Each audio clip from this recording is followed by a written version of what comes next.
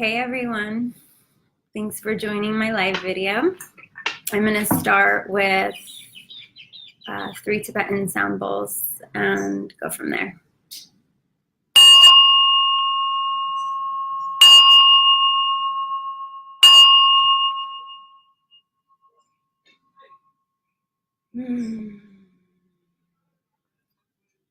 I love that sound so much. Today I'm going to be sharing my journey pilgrimage to the Sierra Tarahumara, where the indigenous runners called the Tarahumari live. And hold on, I have to block someone. Actually, is it possible? How do you block someone when you're like, clearly we're not on the same vibe? They're being disrespectful. Anyways, I'll let that be. So far what I've experienced in sharing this story is that if I just allow, that's like kind of the best way I can share, and then I'll answer any questions that you may have towards the end. But yeah, this was a very, very, very profound experience. One of the most, I think the most profound experience of my life, because I feel like it was like an alchemy of like all these kind of lifetimes coming together.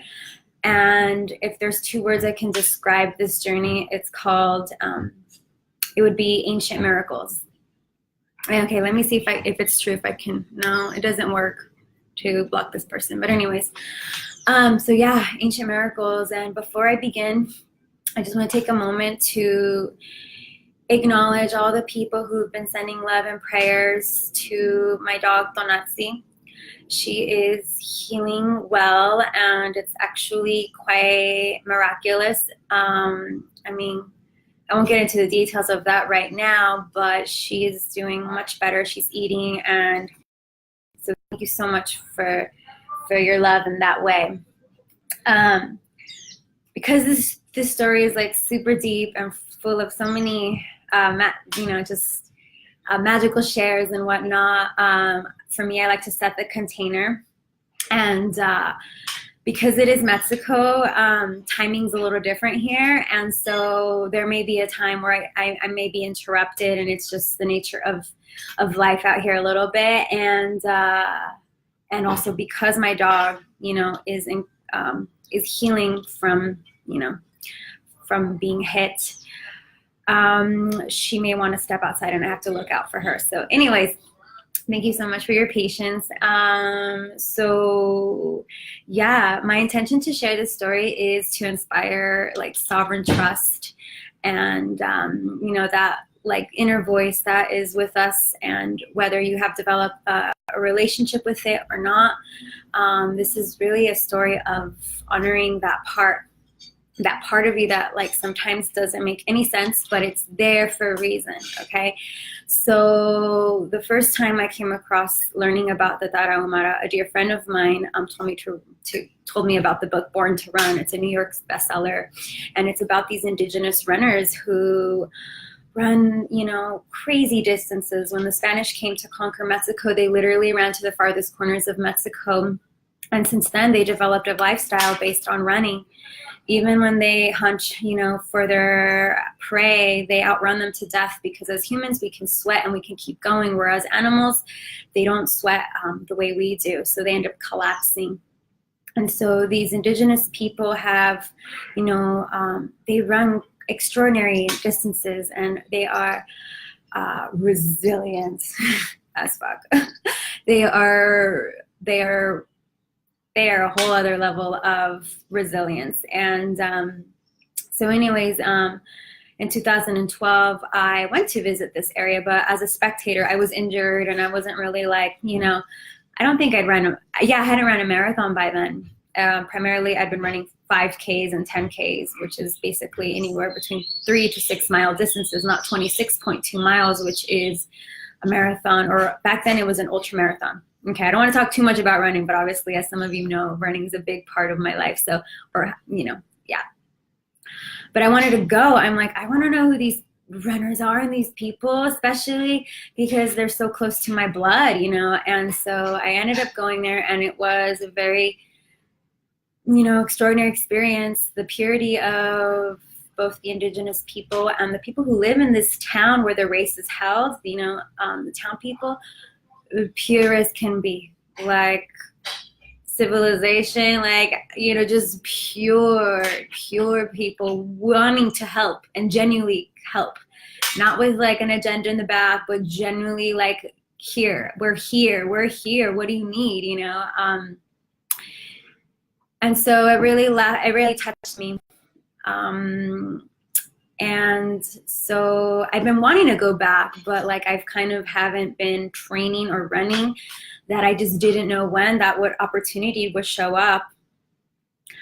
And so in the last 2 years, 3 years, it's been like, hey, you should come. You should come back to the Sierra Tarahumara. I'm like, but I'm still haven't trained. I'm still not training for a marathon, you know. And in the last few months, I mean, Spirit had been communicating with me in a bunch of ways. One of them can be, I'd be meeting people who just, oh yeah, I'm a runner, I love to run. I end up staying at places where it's like Runner's Creek, or, you know, something run trail or whatever. I'm like, great, okay. So it'd be like one thing after the other. There's one main road that drives you like through all the like nearby pueblos and towns, and it's through the jungle. It's super sketchy. It's a crazy road, and there's been a few times in the last few months where I'd be driving, and then all of a sudden I look to my left and I see buses with a big sign that says Los Mochis, which is kind of a destinational point to be able to then get transportation to go all the way to Urique, this small town where this race is held. So I remember that name from 2012, and there's been a number of times where I'd be just driving, listening to music, and then again, those mochis. And it's not like they come like often, but it was enough for me to pay attention. So I kept sitting with this idea of possibly going this year, but I was still like, but I'm not trained, it doesn't make sense. Why am I gonna pay $300 for a race where in the past I've had, you know, other corporations or schools pay for that, like plus the transportation there, I don't know. So I had a bunch of excuses, and I didn't know what to do. It didn't make sense, right? So little by little, I just couldn't put to rest that I knew I had to be there. So long story short, I ended up registering for this race. And initially, I thought I'd be able to somehow run 50 miles, right? And plus, I told myself, if I pay for the 50-mile registration, I'm not limiting myself, and I'm also like donating more, because the 50-mile run is $300, which is versus the marathon, which is like about half, is like $175. So I was like, it's a donation, and you never know. The first like hour 10K, I don't know. The first, I was like, I'd be happy if I can even get just back to the town. I don't even know if I could finish a marathon. The run was ridiculous. I mean, we ran up the steepest and for hours up canyons, like as if we were like mountain climbing. Okay, I'm exaggerating, but no, really, it was so extremely high. And you know, by the hour and a half, my legs were giving out. Like I could barely lift them up, to the point that each step that I was taking, well, not each, but practically, I was hitting rocks, you know, because I thought I was lifting high enough, but I was barely kind of able to make it. But before I go into the details of the race, I actually want to like share like the point where I almost didn't make the run, because if anything, it's a pilgrimage. It's not so much like I want to run a marathon. For me, At this point of my life, I don't need to prove myself as a runner. However, there's always infinite ways of testing ourselves, and that I'm open to for sure. But I didn't come with this idea of like, I need to finish a marathon, I need to run. Later, there was deeper meanings to that, but I just knew I needed to be there, and I wanted to run too. So I decided to leave, like a few days before the race, and I ended up leaving a day later because I really wanted to spend an extra day with my dog, and I just felt like the most graceful thing to do. And there was an overnight bus that was leaving near my house all the way to Los Mochis. And so I decided to take that, and it was, I'm glad I got there, but it was not that comfortable. And plus, I think there was like a cartel stop along the way, because I remember like being pulled over in the middle of nowhere and being like, this is not a station. And even the guy came in, oh, we're just doing a quick stop. And I'm like, all right, just please, just do your business. Just as long as we're safe, we're good. But by the time I woke up, I was at the bus station, and I asked, like, hi, I'm trying to get to Urique, where this race is at. Could you please help me figure it out? Because like, there's not that much information online. I mean, I'm sure if you do your research and you dig, I'm sure you can find it out, map it out. But I really don't, it's not my forte. Research is not my thing, though I've learned. So I was having a hard time researching and figuring out how to get to where I needed to get to in the middle of nowhere. And so, long story short, she was like, well, you're going to have to take the train. You can take a taxi to the train station and go from there. And I was like, okay, where is this train station? So I went to the taxi just outside, and he was super sweet gentleman. And he's like, look, I think the train for the day they already left. You've missed it. And I'm like, what? I'm like, what do you mean? He's like, yeah, it leaves in the morning. It's like 10 or something. I'm like, well, he's like, I'll take you and I'll wait for you. I'm like, okay. So we go, and I kind of forgot that if you're going to the middle of nowhere, it makes sense that there's going to be like, one train a day or, every other day kind of a thing. Because not that many people live there and it's far.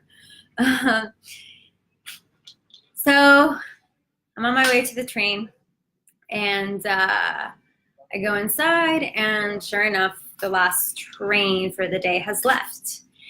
And I basically am a little screwed at this point, because the next train that heads towards that direction it leaves tomorrow morning, except it's like 3 times more expensive, and it doesn't stop where you need to stop to get the public transportation to go to Urique.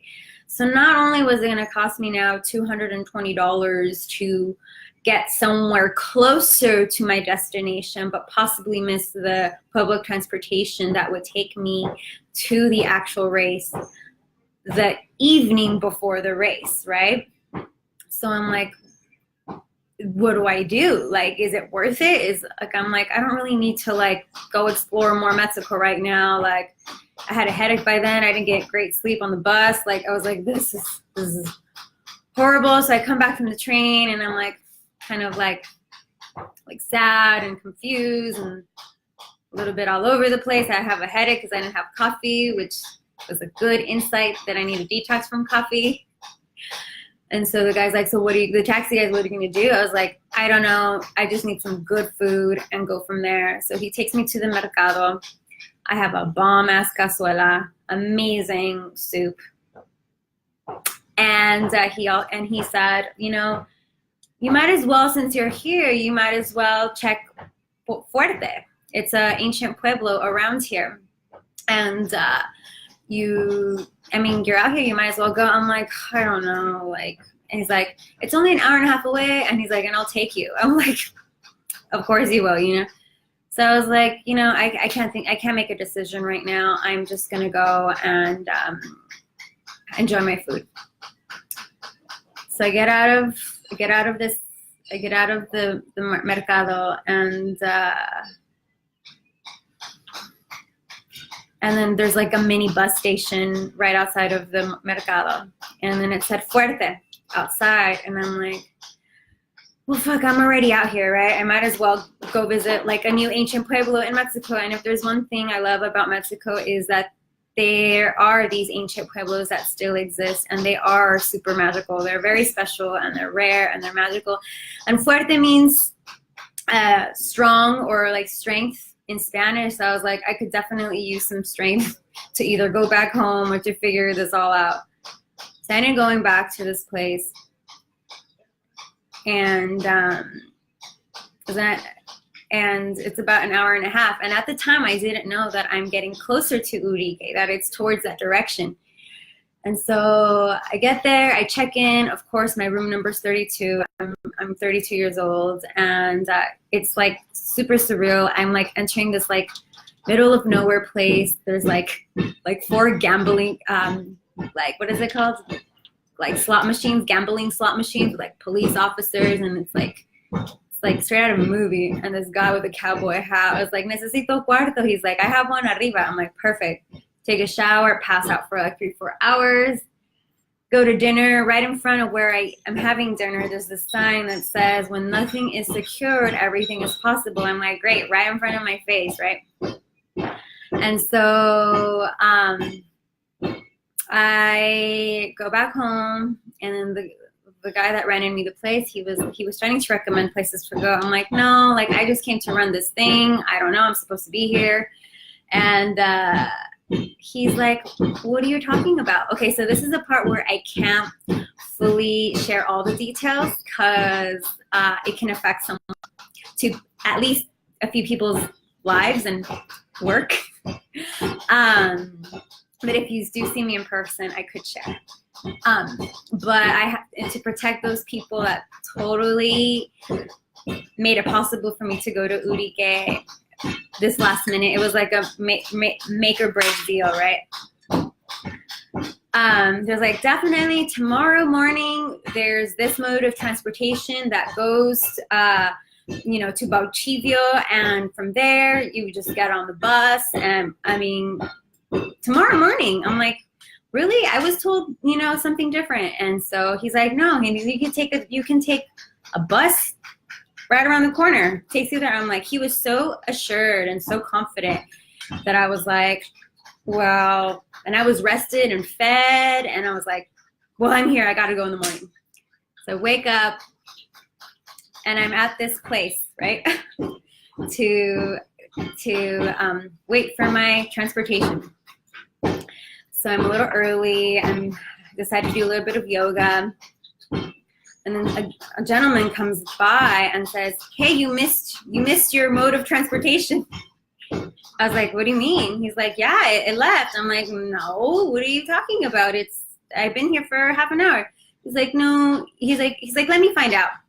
So he goes to ask another gentleman. He says, actually, you're right. They're coming. I'm like, okay, cool. And so this mode of transportation arrives. But before that, a gentleman that was working that mode of transportation, another one, like, comes in. He's a local, so I'm assuming he just came for that arrived.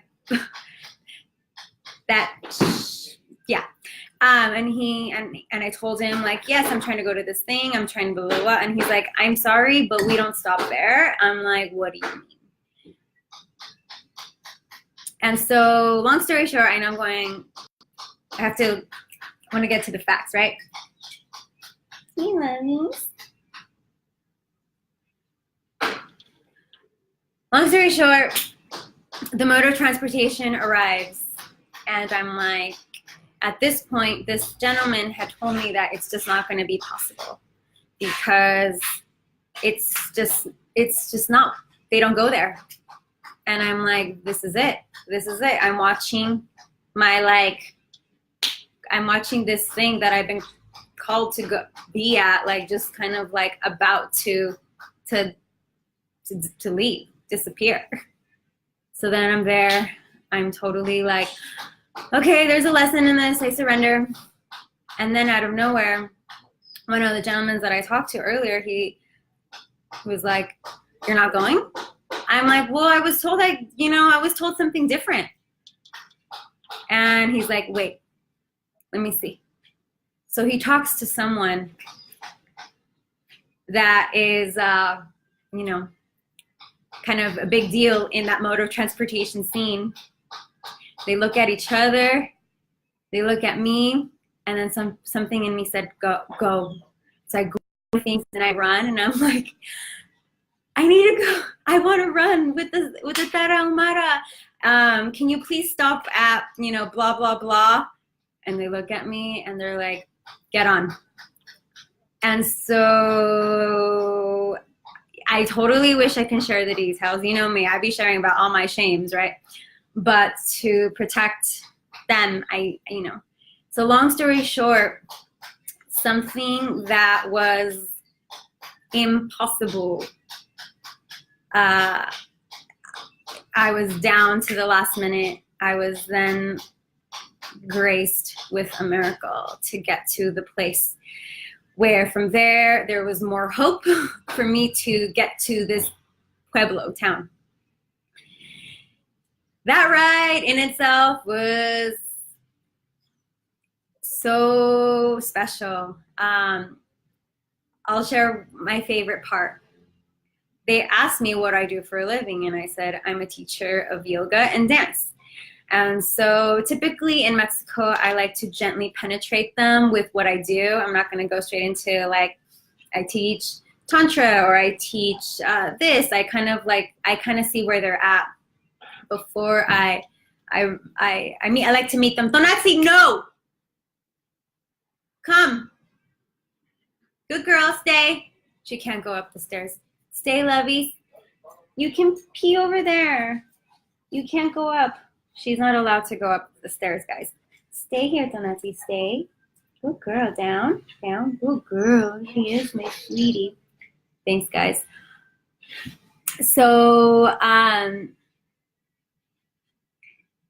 by the time I'm 5 minutes to this spot where there's hope for me to get to Urique, this native person and native people who stay in their roots, and at least in Mexico, I have found they're so like down to earth, so there with you, and like combination of timid but like open and great. I don't know. There's just bold and like, I don't know. I love engaging with people who are very rootsy.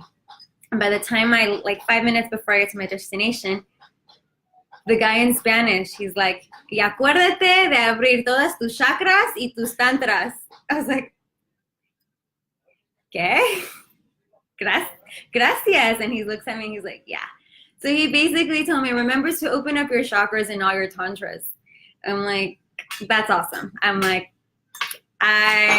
yep, that's what I was planning on doing while I run this like meditative journey, like just be in my breath and in my body. And it was like, wow, it was like the exclamation point with a little heart at the end. And so I get off out of this mode of transportation and literally 4 minutes. So I go to the quickest little tiendita, like place that sells like snacks and drinks.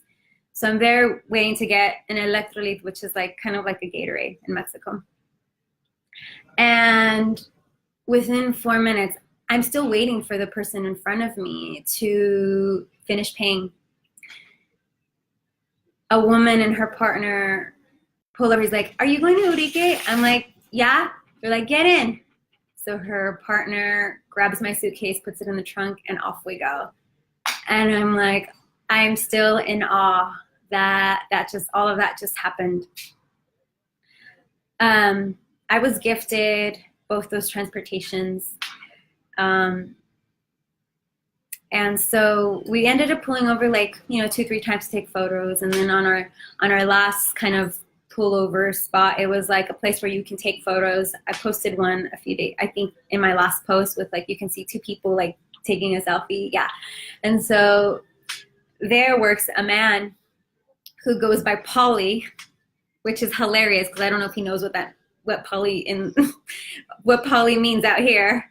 And but it's in short for polinero, which I believe is like pollinator, and so he comes over and he's like 25 pesos to take photos there, right? And use the bathroom, whatever. And so we're talking to him, and he's like, he wants to ride back to town because there's still like maybe like a 30-minute, very steep drive down. So we're like 50 pesos, and then we're just kind of kidding at that point. And then we're asking, I still don't have a place to stay, and I was like, hey, by any chance, like, do you know of someone who still has a room? Because like, I decided last minute to come. He's like, well, all the places are packed and booked. He's like, but actually, I have a spare bedroom with 2 beds. If worst comes to worst, you don't have a place to stay. I'm like, oh, really? Okay, great. Thank you so much. Everyone knows me in town. Just say I'm Poli, I'm like, great. And so as we're approaching Urique, my friends pull up their hotel reservation, and it says Urique, but it's in the municipal, so it's nearby Urique, but the place is actually 2 hours back where we just came from. And so, long story, and we still had to get our bib number, our registration number, like do the whole part to say that we're here, we're ready to run tomorrow. So we decide to do that first. And while we're there, we're like, well, Polly, can we actually check your room? And he's like, yeah, of course. It's totally, humble, but yeah. Turns out Polly's room is like a 2-minute, like if that, run from the start and finish. So we're like, we're staying. And that was my journey there. There was a lot of there was so many times where I was tested, and it was, that mode of transportation was the game changer for me, and being in a place of total trust and surrender and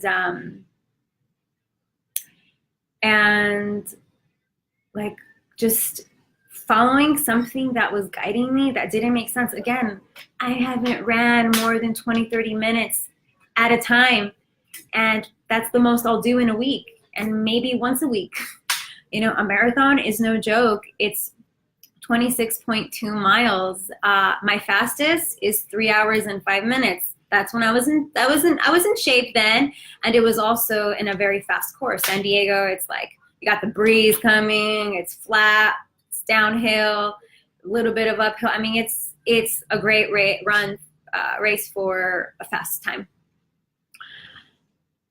To me, it was important to finish the marathon. I didn't even think I was going to finish that. At 45 minutes into my 9-hour and 38-minute journey, I was already feeling some pain. I was like, oh my gosh, you are so out of shape. This is ridiculous. Because if I'm in shape, 45 minutes is that's nothing happens at 45 minutes for me. I'm almost just finishing, warming up, getting to a great rhythm, right? But for me, if you know the history of marathon, when Greece won an important victory, they sent a messenger from Athens to Marathon, and that was roughly close to 26 miles. And so for me, I was there for a message, like an ancient message that I got the following morning after my race. It would have taken me years to figure that message out and that information out. And so for me, it felt like it was like a journey, a bridge that I needed to cross, a bridge that I needed to be. And so, by 45 minutes, I was like, whoo, I don't know where I'm at in this run, but this is ridiculous. And even a good friend of mine, I wouldn't say good, I know him that close, but he's awesome. So he's amazing. Barefoot Ted, who's one of the characters in Born to Run. I went with him in 2012. And he even says that was one of the most toughest marathons in the world. And I mean, clearly it really was. We were like trekking up some canyons, some copper canyons. And what was so amazing I mean, there were so many amazing things, but on the way down, there was parts where if you literally weren't careful, you can easily just become a rolling stone, you know? So that was really intense. And then the other part that was like so fascinating is like how quick the Tarahumara and the indigenous people run down the hill. I mean, not even hill, I mean canyon. They literally like, just like, they flew. Like I couldn't even like believe it, what I was seeing. I even had, I mean, Mamacita's grandma, I mean, you know, nice, voluptuous Mamacitas with their big ass skirts, long, colorful t-shirts, shirts, their braids and their ribbon. They just left me in the dust. They are so fast. They just flew by. And I mean, yes, I'm out of shape, but still, I was so impressed. I knew I would be, but like to experience it was another thing. And then one of my other highlights was like around mile 12, just when I was like, oh my God. I mean, actually, I was like that most of the time. Like, oh, when am I going to get to? When am I going to be done? Right? At mile 12, there was like a kind of like a mini meal spot. And someone, sending love to them, made some homemade beans. I mean, there was still heat coming out of them. They were so delicious and tasty. And some handmade corn tortillas. And when I say handmade, I don't mean you bought the flour and that was handmade. I mean someone cooked those kernels and grounded them and did the whole full thing. And that was so amazing. And then I topped it off with drinking a pinole, which is really ambrosia. It's a superfood hydrating drink that the Tarumaras drink. And it's amazing, delicious, and super potent. And so that was between those three things, I was kind of rejuvenated a little bit. And around that time, I saw my friends who picked me up on the way to Urique in their car. And she had just passed, and they call me Sandy for short now, which I love. And so, you know, I was like, girl, I'm crazy. What was I thinking? Like running 50 miles. I'm like, I'd be happy if I get back to town, you know? Because when you get to town, you still have like a 12K loop to finish. And she's like, you're doing so good. Oh my God, I can't believe you're here. Like, girl, like, you know, you can totally finish. Like, you have to. I'm like, I don't know. Oh my gosh, look, isn't this pretty, guys? Wait, this side. And like, you have to, like, you're almost there. You can do it. I'm like, and I don't know. It was something in her and believing in me. And there was still a journey getting back to the town. And we crossed like these beautiful rivers with big ass boulder rocks. I remember like just like bathing myself, baptizing myself. It was amazing. I didn't have like a little backpack to run in. Some people run in like little backpacks, you know, because you don't know if there's going to be food, if there's going to be water. Like there are stations, but they could run out. You could get lost. I mean, you're in the middle of, you know, so it's smart to have a little backpack. I didn't have a little backpack. And so what I had was this sweater that one of my dear sisters gave me, who, you know, her name is Natalie, and she works for Nike, so she gave me one of her like hand-me-down like little jackets. But it was perfect because the jacket had a little zipper pocket, so inside of that I put dates and I sprinkled it with bee pollen. So that was like my little superfood, and I put like a little bit of a protein bar in there, and so I wrapped it around. I ran with it first, and then I wrapped it around later, and so that kept me going. And by the time I came to Urique, I made it.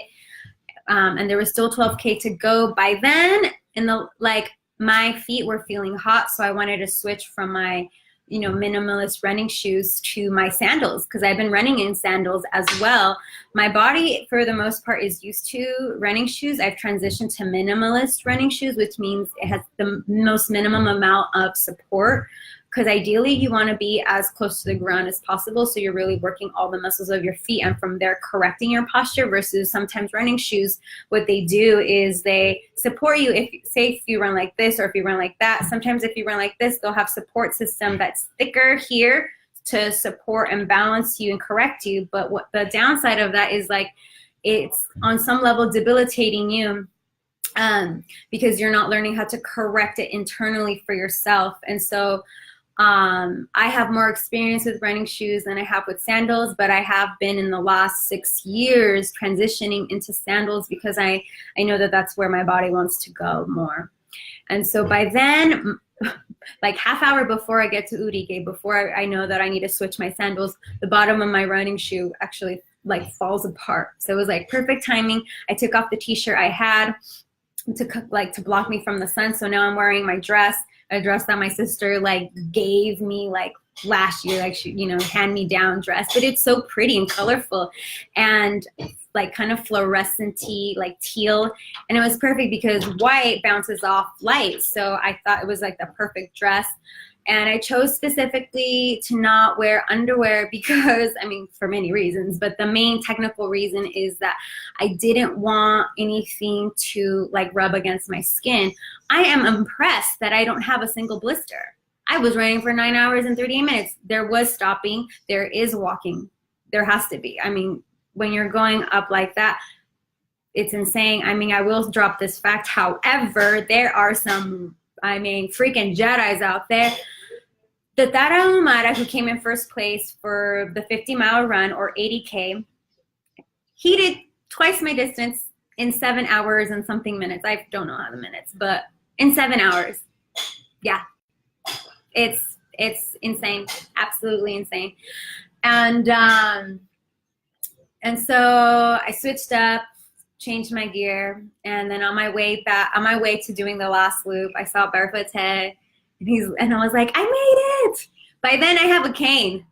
The only way I was able to finish this thing is because like maybe an hour before that, like my intuition was saying, grab a stick, because there were a few people who had like professional, like, I don't know what the proper name is, but like they had their little sticks, because it makes sense to have them when you're going like down the canyon like that. It helps your body not have that much pressure and weight slamming into your own body again, like, and also like it just helps with momentum, right, and balance. And then I also saw some indigenous people who had their canes, so I was like, dude, it's cane town. So by now it's definitely cane town. And so I saw a few sticks, like 2 or 3, and then by the third I was like, grab it. And I'm so grateful for that moment, because that's what made it possible for me. And so I saw Barefoot's head, and he's like, what the fuck? And I'm like, I made it. And so I still had some more Ks to go, but in the end I finished, and they gave us the most cutest little medals ever. They're like these artisan mini drums, and in the back, and this says Urike, and the front says 42K, because that's what I ended up finishing. And it's the Caballo Blanco Ultra Marathon. That's the name of the race. And Caballo Blanco was a character also in Born to Run, and I was very fortunate to have met him in 2012. And yeah, that was pretty much my journey. Like, I even on the way back, you're not even gonna believe. I can do a whole other video on that, but it was a sequence of like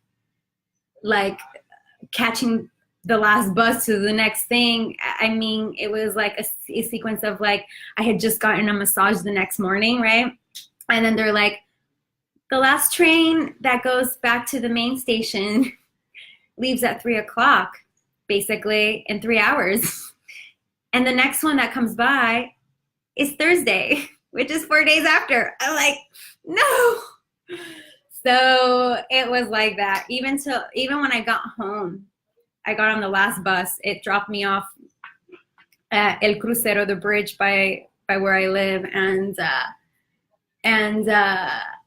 I got off the bus at 12:12 with like 12% battery on my phone, because I was like, I was going to call a taxi from that point to come to my house.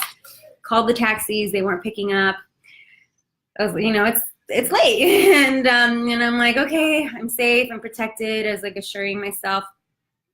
And then all of a sudden, I had private security like van pull over. I didn't get any creepy vibes. I just got some solid vibes. And he's like, Mija, where are you going? I'm like, I'm going to, my street. And he's like, Súbete. And I was like, okay. I looked to see in the back to see if anyone was there. I didn't see anyone. And I was just like holding space. And he dropped me all the way to my house. He wouldn't even accept my money. He's like, Mija, like, you getting home safe is that's all I need. He's like, we're good. And I just actually want to take a moment to acknowledge what the pattern that I saw.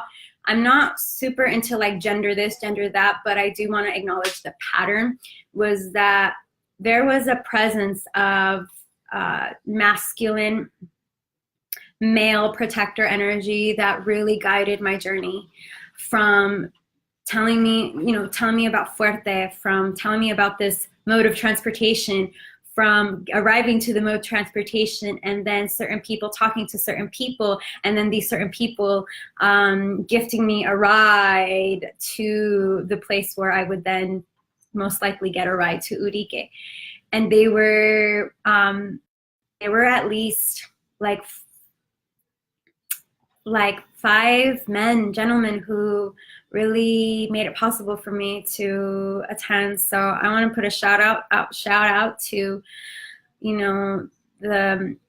that kind of masculine protector energy, that it exists. I remember telling my older sister and my little sister the night before I left, I was like, sisters, I need your blessings and your prayers. I'm going to do this thing. I'm not trained for it. And I don't have a place to stay, and I don't have this. And my sisters were like, maybe that's a sign that you shouldn't go. And I was like, no. And she's like, and she also said, didn't you hear they killed like 200 women over there and blah, blah, blah, blah, blah. I'm like, so cliche. It's so, Mexico is so dangerous. You gotta still be on the lookout, but it's just so cliche, right? And so I just basically told her, I was like, actually, I need to trust more, and I need all the blessings and prayers possible. So bless it up.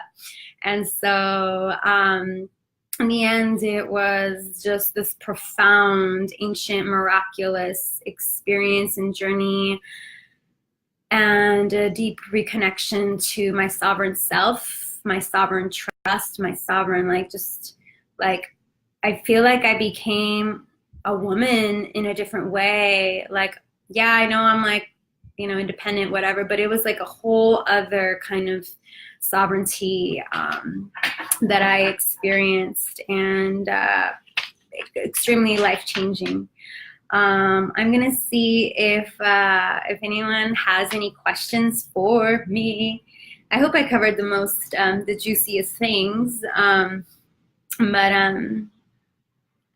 I trust that if I didn't, it's for a reason.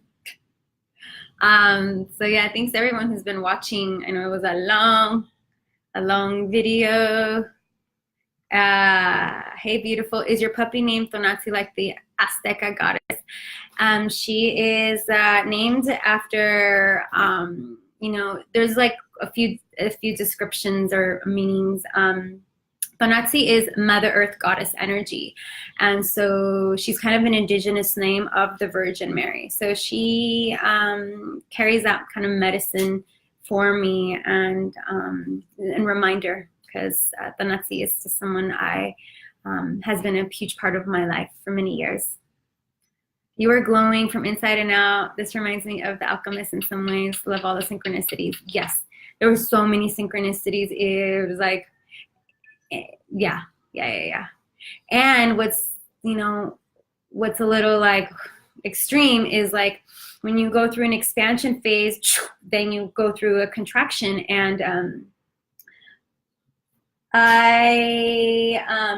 You know, thank God my dog and I are, Donatzi's healing much better. She trips me out all the time. And she's definitely tripping out how she is recovering. It's ridiculous. And, you know, sending, again, all my love for everyone who has been blessing us and with their love and healing. And Mike Bell, amazing, such a true test of trust you passed. Thank you, thank you, thank you, everyone. Yes, seriously, divine journey, and in total gratitude for that. And I also want to take a moment to share my upcoming retreat. There was a moment during my journey where I was like, should I go to this mode of transportation? Can I just call it? Can I just be complete? And so I kind of asked myself, like, as my inner beloved, like, could I court my truth? Could I court, like, if I were to court this part of me that feels weak and feels unsupported, what would I do? And if my strong other part of me would, you know, court her, you know, in her vulnerability, would we go? And the answer was yes. And so Adoring the Inner Beloved retreat is really about that deep sovereign love and trust within ourselves, and the becoming and the alchemy, and learning in the most pleasurable, fun, and exotic ways, multi-orgasmic practices and ceremonies, and sharing all of my favorite practices and most influential, most inspiring, and that is going to be here in Mexico, in Sayulita, near where I live.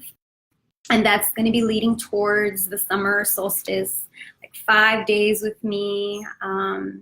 There are payment plans available. You just need a deposit of $250 to secure a spot. So if you know anyone, it is for women only this time around, but if you know anyone, if you are in France, talk to me. Let's make it happen. I so desire to share all of this, and share and inspire that in as many sisters as possible. And to, yeah. Since there are no more questions here, lastly, and the link to that is just sandoval.com/retreat. If you have any questions, shoot me a message here. Email me, ix@sandoval.com. You know where to find me. And thank you all so much for listening and being part of my journey. You know, some of you guys were there, seriously. You know, trust me, 9 hours and 38 minutes, you start appreciating some things and needing things too. So thank you. And I'm going to end this video now.